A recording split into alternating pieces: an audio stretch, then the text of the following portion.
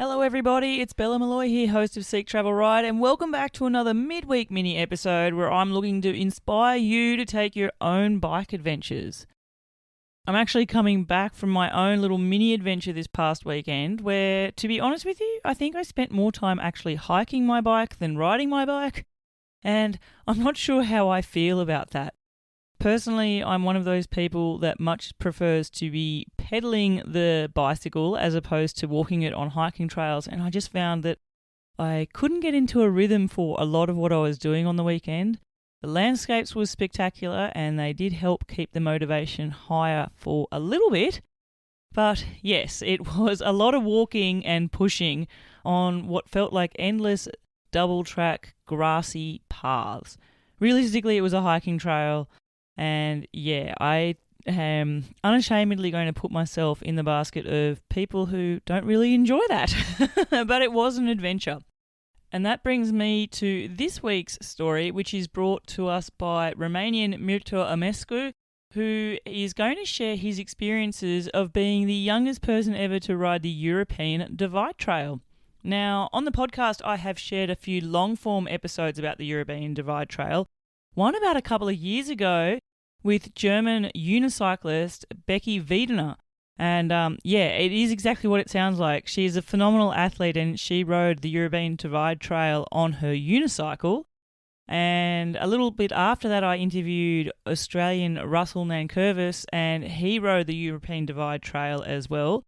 And this week, Mircea Arǎmescu is going to be taking us there as well. So let's hear all about his experiences. He was riding the trail from north to south, and he's going to be telling us all about his time in the northern sections of the trail. My name is Mircea Arǎmescu, and I'm a second-year university student from Romania.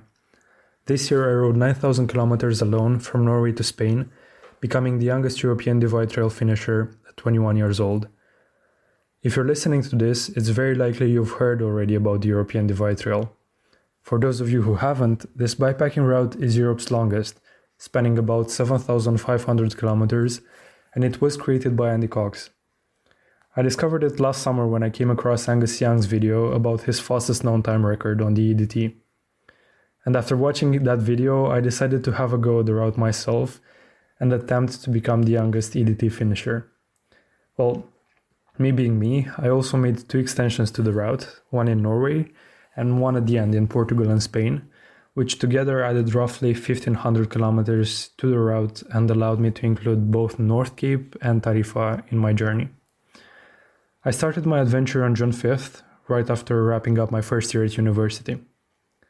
The northern section really left its mark on me.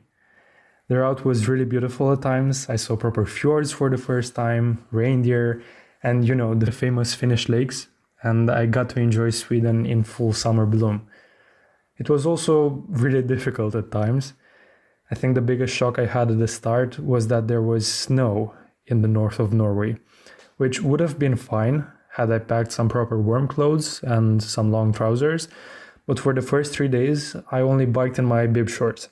I can't overemphasize how much the initial enthusiasm helped me at first. Just the fact that everything felt new and exciting really helped me sort of bulldoze through the first days and face the cold. Terrain-wise, Norway was quite easy, save for the day 0 and 1, when I pushed my bike on rocks and snow to get to the starting point, the Knivskeløden Peninsula. Since I was on my northern extension, prior to the official EDT start, I was still riding only on paved roads and I was enjoying the 24-hour daylight. I could start as late as I wanted to and keep biking until I reached my target without having to worry about nightfall. It did take a bit of a toll on me at times. Sleeping felt odd since no matter when I woke up, there was light outside. One day, I remember I got stuck on some sort of rocky plateau. It started to rain a little and I was lucky to find a 3-wall wind shelter where I stopped next to a pile of snow. Then I got in my sleeping bag and had a dehydrated meal, which was my first ever actually, and a cup of hot chocolate to get myself warm. I spent the night there without any phone service, and when I got going the next day and called my parents, my dad told me that I can now call the Norwegian police and tell them I'm alright. Because what had apparently happened was that my parents got so worried they actually called the police. And I'm saying this because I think it perfectly illustrates just how much my parents supported me throughout my adventure. They truly made it possible, and not just financially. They were on the phone with me so many times when I was pushing my bike up a hill or crossing some difficult section, and I'm grateful for everything they did for me.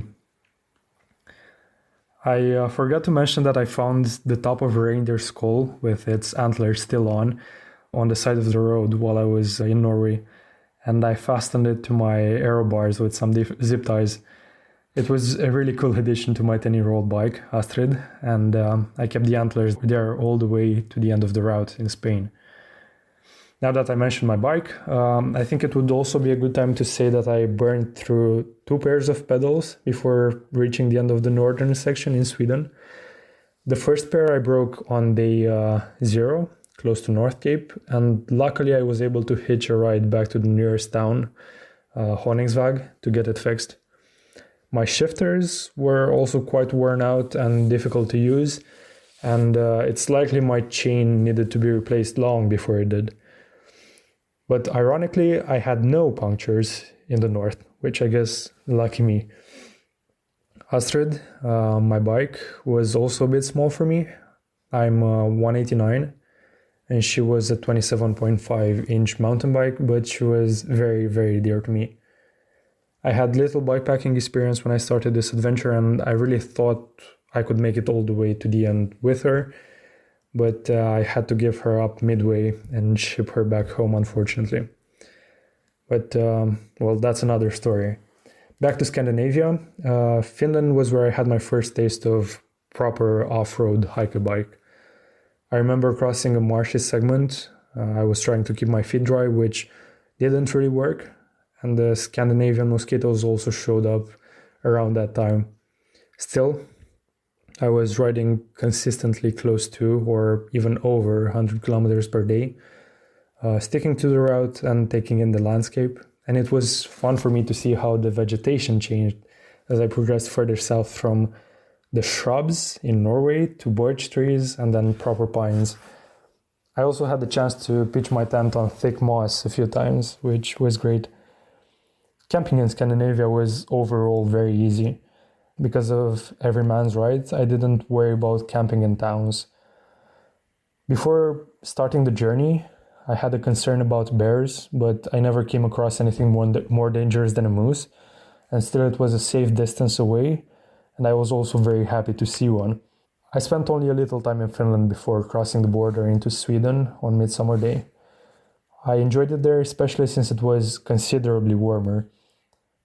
Most of the time I was on gravel roads in the endless Swedish forests.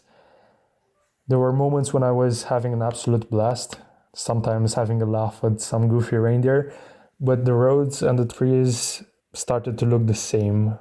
Whether I looked to my right, my left, or in front of me, it all looked identical, and it got monotonous. I distinctly remember one time when I was able to tell I was on a different part of the road I was biking on just because a single tree was different than a few moments before. From time to time, I would also pass by log piles that gave off a wonderful sap scent, and I really enjoyed that.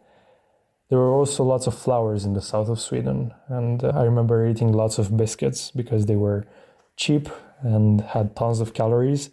And I was burning plenty, so I really needed them. Sweden was also the country where I proved to myself conclusively just how stubborn I can be.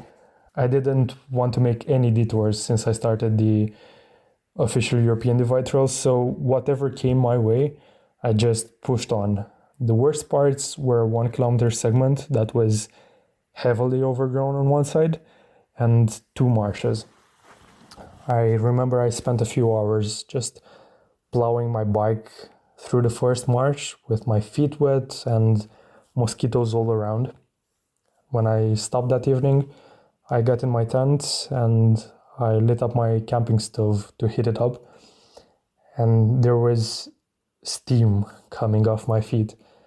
Oh yeah, and my shoes, socks and feet were quite often wet in the north.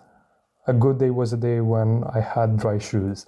At one point during the crossing of the second marsh, my right leg actually, went over the knee deep in water and wet moss, and I was on the phone with a friend at that time, and I told her I don't want my shoe to remain stuck in there. I, of course, now know that I could have gone around those segments, and I also knew back then I really didn't have to put myself through it, but I really am proud of myself for doing it, although I probably wouldn't do it again. On July 9th, I turned 21. I was still in Sweden, closing it in on the end of the northern section, and I treated myself to a small but cozy campfire, which I had long wished for. Then a few days later, I biked the last 182 kilometers to get to Gothenburg, ending the northern section on a high note. I took a rest day there and also took Astrid to a bike shop to get her ready for the central section of the European Divide Trail, which started in Denmark, but that's a story for another time. Thank you so much, Mircea. Wow, what an experience that you had there. And there's a few key takeaways that I had from what you shared as well. The first one is, what a phenomenal achievement. In the 2 interviews that I've done with people about the European Divide Trail in the past, I have heard that it is a relentless trail to stick to in sections, and to just hear your experiences there on trail in some less than ideal scenarios, I think it shows that you have quite a lot of mental fortitude and grit to keep going. I think you called it stubbornness at one point. The other thing was the fact that you added on so that you could go from Nordkap to Tarifa, and that sort of does that official full crossing of the European continent. So it gives me an idea that milestones like that have definitely become part of your goal set as well. I have heard from others who have cycled in that area before that the endless forests can become quite monotonous, and it sounds like you had that for a fair time as well. But I also loved your anecdotes about how beautiful it was to be outdoors, especially in Sweden, and camping out there and observing the wildflowers, and the fact that the outdoors area up there, it's part of the Swedish culture that it is for everyone to enjoy. And you're another voice that I've heard sort of recounting that experience back to me. I had to have a little giggle as well at the idea that your parents were obviously so worried from not hearing about you that they called the police in Norway. And I'm sure that was quite a fun call for you to make to the police to let them know that you were all okay and all well. And after my own recent hiker bike experiences just this past weekend where I had to cross a few creeks, I also had a long chuckle at the idea of what it would have been like to get knee-deep into a boggy marsh and think that you may lose your shoe.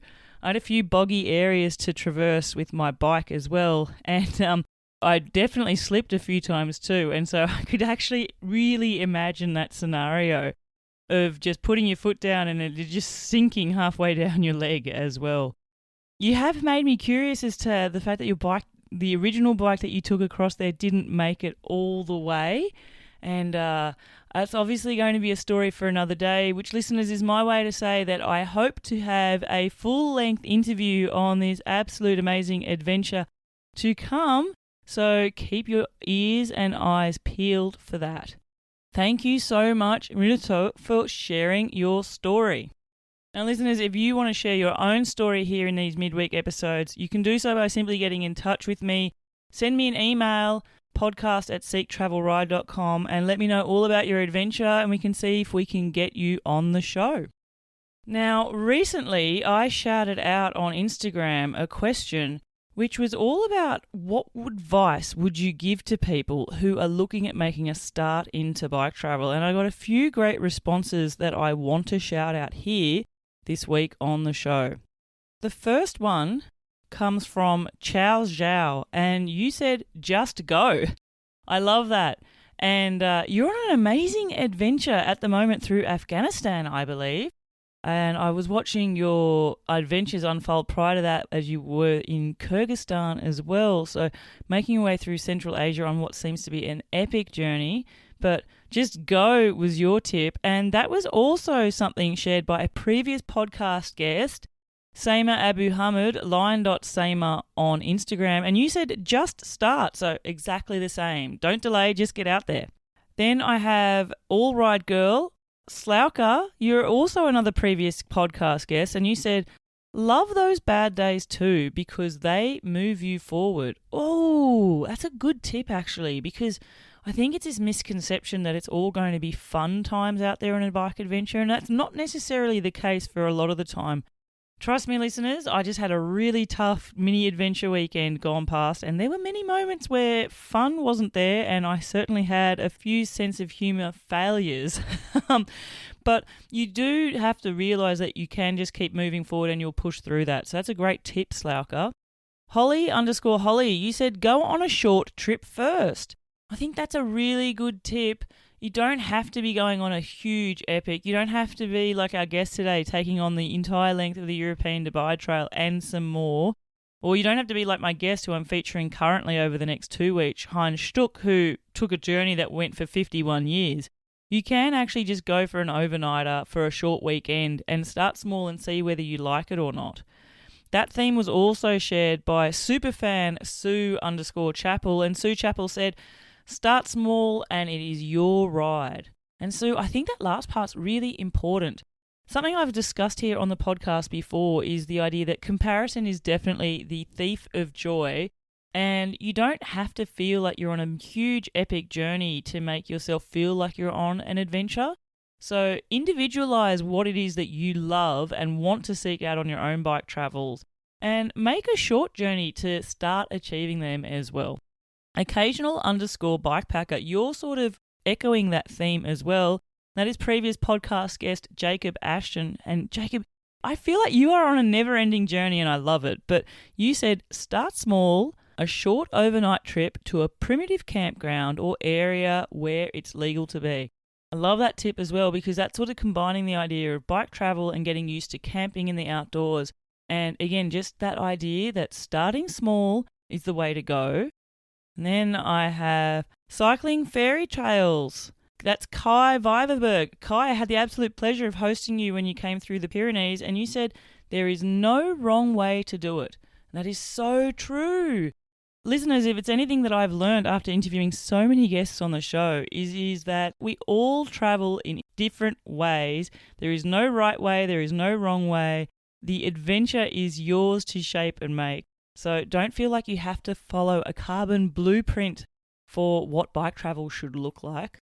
King Kong Koning, you said, some days don't go as planned, so plan for contingencies. Ooh, I love that. Now, if you've been a listener of Seek Travel Ride for a while now, you will have probably heard me say more than once, many times, that I think the best thing that you can pack into your bike packing bags or your panniers is that idea of flexibility, and often that means that you need a backup plan, that you need to shift course, that you can stray off the route and change tact. I really love that bit of advice. And then the last one here is from Laura Bikes and Snacks, another previous podcast guest, Laura McMillan, and you have said, keep reminding people that taking breaks is good and you do not have to go far. Oh, I love that as well. And it sort of goes into that idea that a bike adventure doesn't have to be this huge epic journey. It doesn't have to be a sufferfest. In fact, it shouldn't be a sufferfest. It should be something that you enjoy. At least that's my thoughts on it. And the idea that you don't have to go too far to feel like you've had a great time, and that you can stop, rest, take breaks, and you don't have to be exhausted by the end of every single day. So there you go, listeners. There's a few hot tips, and many of those people are actually previous guests of the show. So thank you for sharing your wisdom and insights there. If you've got anything else to add, make sure to tell me as well. And I hope that hearing this, if you're tuning into the show to get inspiration for your own adventures, has given you the emphasis to start small, just go, be flexible, know that you'll get through the bad times. There's no right or wrong way to do it, and you are allowed to take breaks and enjoy yourself. Okay, listeners, now it's my favourite part of the show, and that is where I get to shout out you, my absolute dead set legends of superfans who have gone the extra mile and bought me some coffees. Each week when these coffees come through, I love seeing them and reading your messages. It really honestly gives me that extra bit of motivation to keep interviewing people and sharing their stories. So first and foremost, I want to say a big thank you to Anthony. You have said, amazing podcast, Bella.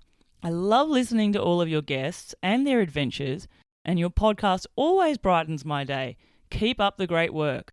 Oh, thank you so much, Anthony. I'm really happy to know that listening to the podcast has been a good mood lifter for you as well. If I think about it, there's often a few funny stories shared, and also just that idea that there are so many great experiences to be taken from taking a bike adventure, and it also translates into good times and vibes and hopefully some inspiration for your own bike travel as well. Thanks so much for supporting me in the pod. And the next person is Jacob. Jacob, I know that you have bought me coffees before, and your simple message is just the raising hands praise emoji. Woohoo! And thank you so much. You're a dead set legend. You have just finished a massive monumental ride connecting all 4 points in Australia, north, south, east and west. An absolute brutal record-setting ride as well. And thank you so much for tuning in and supporting me and the podcast. So listeners, if you would like to be like Jacob and Anthony and support me on the show, you can head to buymeacoffee.com/seek travel ride. Buy me a few virtual coffees, but most importantly, let me know what is it that you love about the podcast, and also where is your next bike adventure going to take you?